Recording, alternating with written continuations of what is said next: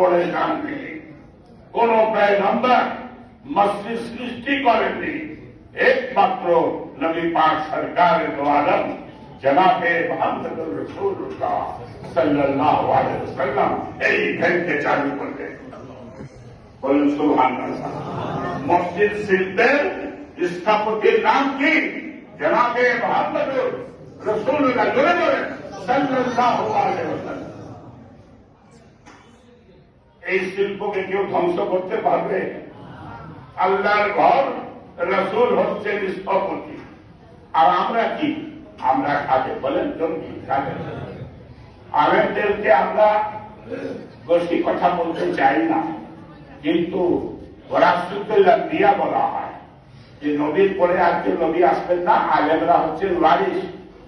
আর এই মসজিদে যারা খিদমতে থাকবেন কোন হিসাবে? ওয়ারিস হিসাবে। আমি আর পদ পদবি ছেড়ে দিয়েছি, কিন্তু খিদমত কি মাফ হবে? নামাজ কি মাফ হয়েছে? হবে না। যতক্ষণ সেন্স আছে নামাজ চলবে। যেদিন আমি নিজেকে ভুলে যাব, আমি সন্ধ্যায় চলে যাব, আমি কোমায় চলে যাব, আমার উপরে নামাজ মওকুফ হবে, কিন্তু এর আগে হবে না।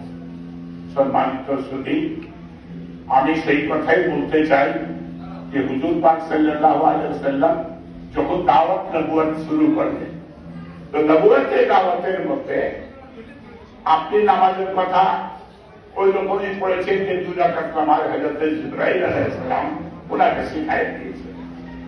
এটা নবুয়ত প্রাপ্তির 7ম বছরে আপনাকে যখন মেরাজ হলো, আল্লাহ সাক্ষাৎ, সেখান থেকে 5 ওয়াক্ত নামাজ আমাদের উপরে ফরজ হলো।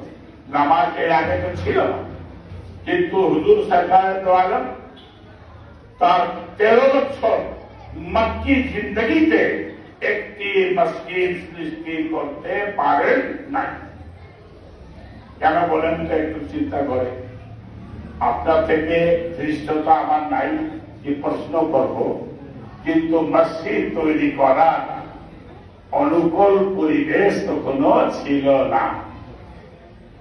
এটা খুব একটু বুঝতে হবে। আমরা এখানে ঘন ঘন মসজিদ উদ্বোধন করতে যাচ্ছি, আর বাবরি মসজিদকে 400 বছর আগে হযরতে বাবরের মসজিদকে ভেঙে শহীদ করে দেওয়া হয়েছে। হিন্দুস্তানের বুলডোজার এখনো চলছে। আপনার এই দেশটি একটি স্বাধীন সার্বভৌম বাংলাদেশ 1971 যাদের রক্তের বিনিময় স্বাধীন হয়েছিল, এই সন্ধিক্ষণে তাদেরকেও আমি শ্রদ্ধা করে স্মরণ করি।